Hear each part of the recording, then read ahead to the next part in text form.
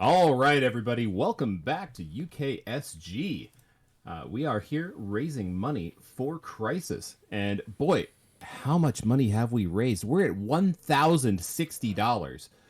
It's coming up on near the end of day one, and we've blown away the autumn 2019 and the spring 2019 totals already. So, what's our next goal? That's at $1,349. That'll beat winter 2019. I'd love to see that get met. But yeah, speaking of the money, we've met both incentives for this Pyjamarama run. So, RuffledBricks, the stage is yours.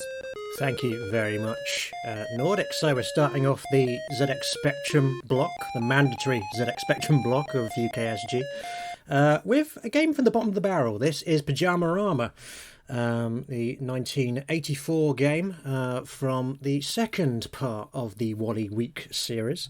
And we're going to be doing a 100% run, but because of your generous donations, we've actually brought it up into what we call the Iron Man 100% run. So not only are we going to be collecting every item and completing the game, but we are also going to be taking all 8 boxing glove traps to the face of Wally, and at the very end of the run we are going to be doing the Space Invaders bonus game, or as I like to call it, the boss room. So let's get things started, and I'm going to start the run in 3, 2, 1, go.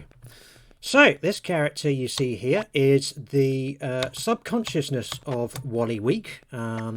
The plot of this game is that we need to find the key for Wally Week's alarm clock in order to wake him up so that he gets to work on time. So first thing we're doing there is we're hitting that switch there to turn the lift on in Wally's house, because he has a lift, because why wouldn't he? And we have to grab a bunch of items in order to be able to get our way to the clock key there. The first one we grab there's the water bucket, empty at the moment, but we're going to sort that out. Into the lift we go for the first time, and taking our first punch. As I say, there's 8 of those that we're going to be taking throughout. They all spawn in a fixed order. And here we go into this room now, and we're going to use the pound coin we got from the turkey room earlier, putting it in the change machine. We get a penny in exchange, which might seem like a bad deal, but it will help us out a bit later on. We also just filled up our water bucket there in the bathroom. Just a little bit late on the axe there, so I just took a little bit of a moment there as we take the second punch.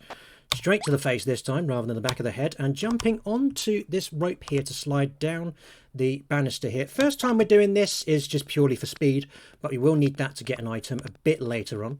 And using the penny here to get into this room, which is the toilet. The clue there is in the old English phrase, to spend the penny. And we grab the hammer in exchange for the penny there. You'll notice that we can carry 2 items at any one time. And if we have to pick up another one, then we end up putting the bottom one in our sequence down, like so. So now jumping through here, and here is the first scary jump in the game there. As you see, I babied that a lot. Grabbed the petrol can there and left the bucket of water there, because that mollifies those 2 Venus flytraps you saw there so that they won't attack us. So that will be left there in that room for the remainder of the run now, as we're in the lift again, grabbing the fire extinguisher using the hammer to break the glass there, and setting the lift to floor 1. Don't try and follow the logic behind the lift floors there. It doesn't make any sense. As we then leave the petrol canister there, grabbing a cup of tea just to replenish our snooze energy, and grabbing this cross here, but putting it back down because that's a red herring item. However, we do need the ignition key there, which we got as a result of getting the driver's license from the previous room, because some items you can only swap for other themed items. I'm touching that sword there because in order to get 100% in this run, you have to grab every item in the game at least once, but not all of them are used for this solution. A lot of them are red herrings. Use the fire extinguisher there just to get through the flames up in the chimney there, and grabbing hold of the rope again. This time we're sliding down so we can swap the ignition key for the crash helmet, which we're going to use again very shortly, as we then grab the library ticket. And leaving the square key there, because I'm going to need that key for that door to the left in a very short succession. As we jump back up the stairs into the conveyor belt room. We did grab the conveyor belt remote control earlier, which stops the conveyor belt. But as you can see, we can just keep jumping, and that will get us to where we need to go. As we grab the library book in exchange for the library ticket.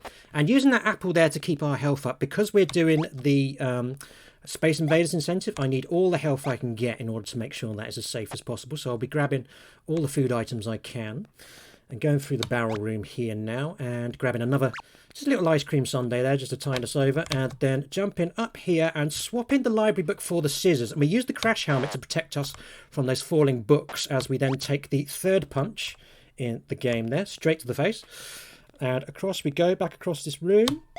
We're actually going to be going down this corridor a few times in rapid succession now, so if this part of the run does look a bit samey, don't worry, it's only because it is. Grabbing the square key here so we can get into the pool room, which has a laser gun in it, which presumably Wally keeps there in case he loses a game.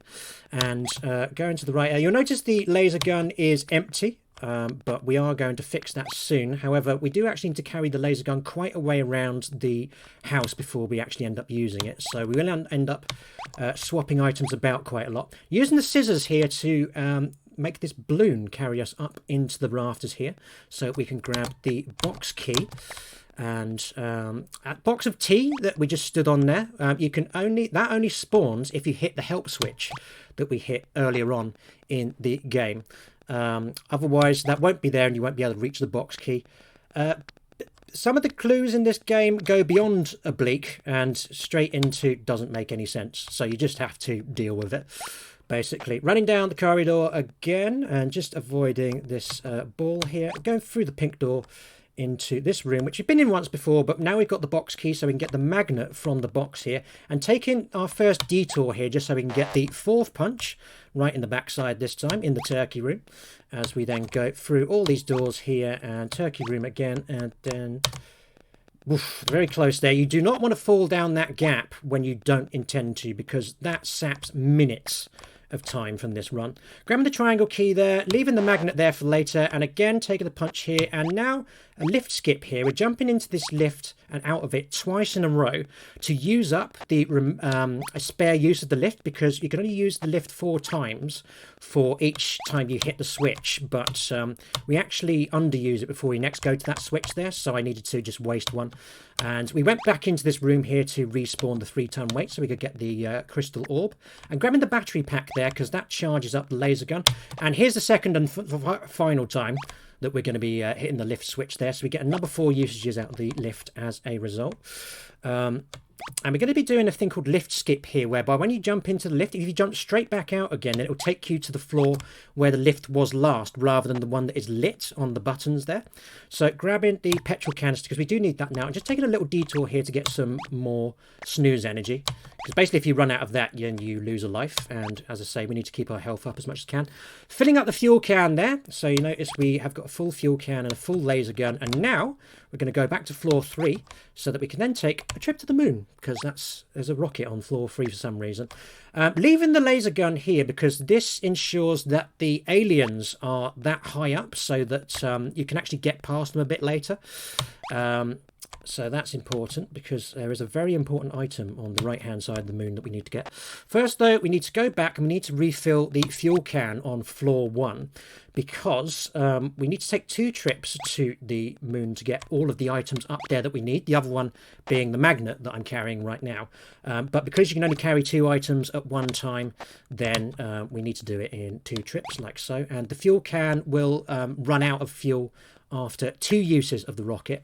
So walking across again and grabbing the laser gun here, not for any reason other than it's just easier on the item itinerary, and into the magnet room where we hit the magnetic lock and using the magnet there and grabbing the clock key, which is the item that we need in order to wake Wally Week up by activating his alarm clock. So that's the main item. So now what we need to do is get to Wally's bedroom, which we're going to do by just grabbing the fuel canister again, leaving the gun there because that's the last time we need to use it, and then just running up these stairs here and doing some very careful jumps here so we can just get up there before the ball then goes down, and then just going to edge towards there because I need to take one more detour here so that we can get this punch, the 6th one in the sequence, I believe. Oh, wrong way. And then now we can go down this pit, and because these barrels actually teleport me closer to where I want to go. And just grabbing the jam there, that's the last food item that we're actually going to get before the end of the run now. Because we've got So we're going up to Wally's bedroom where the alarm clock is, but we've got two very important things to do before we actually activate the alarm clock. The first one is we need to get the last 2 boxing gloves in the face from the sequence, and the second one is, of course, the bonus game. So first thing we're going to do, we're going to take this punch. This is the 7th one, and then we have one more, and that's out of the way, so I'm going to have to go all the way back. Grabbing this towel in the process. This towel actually is sort of a red herring item. We don't need it to complete the game per se, but it does actually protect you from boxing gloves if you go through a door where the trap is set to go. So obviously, because we're taking all the punches, then we're not going to be carrying that around too far, but I did need to touch that just for the 100% aspect of this run. And there we are. That is the final punch that we have taken to the face. So thank you very much to everyone who donated for that incentive. You have seen Wally get more or less wrecked by every booby-trapped door in the house. And now, time for the other incentive, which is the Space Invaders minigame. So I have kind of spoilt the nature of the minigame that we're going to do here by giving the title away. But going through here, just avoiding the darts and going to the right here and grabbing the cooking bowl here, because this is another red herring item we just need to touch, and in we go into the games room. And as you can see why I needed to go in with a fair amount of health, because we've actually lost our first life straight away as a result of getting hit by the projectiles from the enemy hordes here. But this is probably the first instance of a game within a game in any game that I'm aware of here. This is a completely optional game of Space Invaders, except instead of the Martian hordes from the original, you basically just have a bunch of enemies returning from around the house, starting with the Venus flytrap, and instead of lasers they fire at us, they're basically just throwing a bunch of any house object they can get their hands on. So like spanners, telephones, bottles, cleavers, tennis rackets, light bulbs, all the works. Fortunately though, we are armed with a seemingly never-ending drawer of cutlery, so we are firing those up at this round of turkeys up here. And the way the technique for this basically is well, there's a few different ways of doing this. First of all, main thing to note is the enemy can only have 3 projectile sprites on screen at any one time, so you can generally tell if you're going to be in danger or not by just looking at how many objects are on screen at one time. And Wally can only shoot one set of a knife and fork at any one time, so because of that we're actually getting the bottom 2 layers out of the way first as quickly as possible, because once we've shot the first knife and fork, it then disappears very quickly, gives us another shot straight away. Another thing we're doing with these hordes, and there's 7 of them by the way, just to stress, we need to do 7 of these before we actually get an extra life, and then we can actually leave the room and finish the run. But also you'll notice that I am starting each enemy horde from the right hand side of the room. This is because you obviously get a nice big gap there before they can attack you, and it means you can basically just find a nice safe space for yourself while they're going. So we're on the alien horde here, which I think is 4th in the sequence. And then we get a Mexican wave for our troubles here.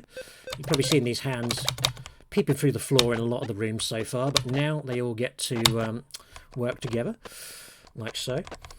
And so we got these, and then I believe the enemy horde after this is going to be a series of axes, and then the final enemy horde that you'll see will be the green ghosts. So here we go, and I just need to try... Oh, okay, we're going to do this on the rebound here. Oh, I thought I was just slightly too early there, but it's fine. So here we go, this is the penultimate enemy horde. As you see, the axes, who are actually one of the most ferocious enemy sprites throughout the run normally, because they do take a lot of health from you.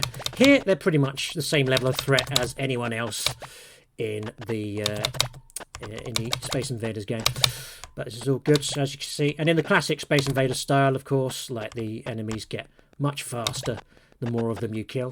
And then here's the final one, and this time we're actually going to end this on the left hand side of the screen, because we can now, once we've killed this these bunch of green ghosts off, then we can actually now finish the game, because we will get an extra life. If you look at the life counter in the top left-hand corner, you'll see that once we defeat this lot, we will get an extra life for our troubles, and that will be the end of the game. And with the Venus flytraps will come back. So there we are. The traps are back, and the game will be finished very, very soon. Just need to grab the clock key, and then the last red herring item, which is the joystick, and time.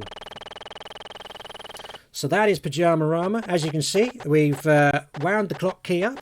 We get a box of standard fireworks for our troubles, which look a little bit like saggy balloons, but hey, it's that's what you get for £5.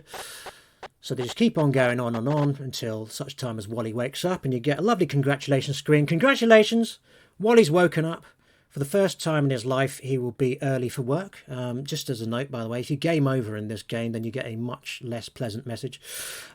Also says, now watch out for Life of Wally, which was supposed to be the sequel to this. They actually renamed the sequel Everyone's a Wally, which is a title I can relate to a lot more. And just to prove this was a 100% run, there we are. So Wally has walked 2,717 paces and has solved 100% of the adventure. So there we go. That was Pyjamarama. Not my favourite Spectrum game I've ever played, but definitely not a bad speed run to learn if you're up for it. Shout outs to Muska and John Blackburn for helping with the routing of this run. And yeah, Nordic, anything you'd like to say? Absolutely. First off, I'm blown away by that run. I hope everybody was taking notes. We will have a quiz later, right? I mean, how many trips did we take to the moon? How many punches did Wally take? Come on, Chad, you were paying attention. And I know 2 other people were paying attention as well, because we got some donations in while that run was going on. We got $10 from, again, I'm gonna butcher this name. I'm sorry. Bogloyer? Bauglair? Bauglair. I don't know how to pronounce his name either, but he's a regular. Fair enough, but hey, thank you again for the $10 donation.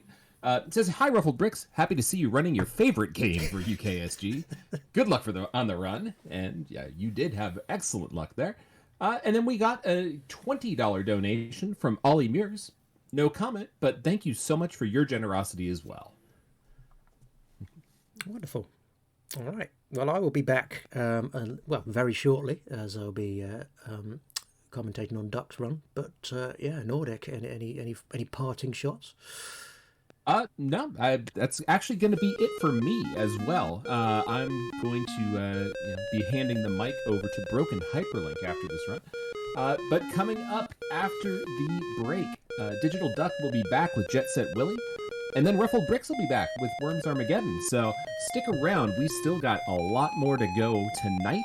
And yeah, thank you all for having me. And it's always a pleasure. It's always an honor to be here to help raise money with UKSG, trying to get money over to Crisis. So everyone, have an excellent night. And yeah, we'll see you after the intermission. Yeah.